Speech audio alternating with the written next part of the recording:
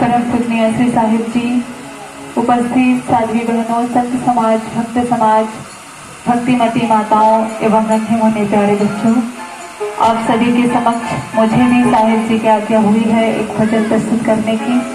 आज्ञा पालनार्थ एक भजन प्रस्तुत है। किसी प्रकार की त्रुटि अगर होती है तो मैं क्षमा प्रार्थी हूँ। बोलिए सतगुरु कबीर साहिब की जय।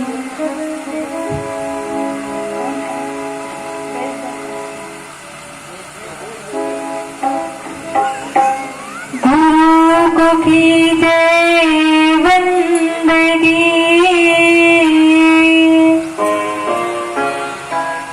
कोटि कोटि प्रणाम। कीट न जाने भृंग को, कर गुरु आप समान। मैं अपराधी जन्म का,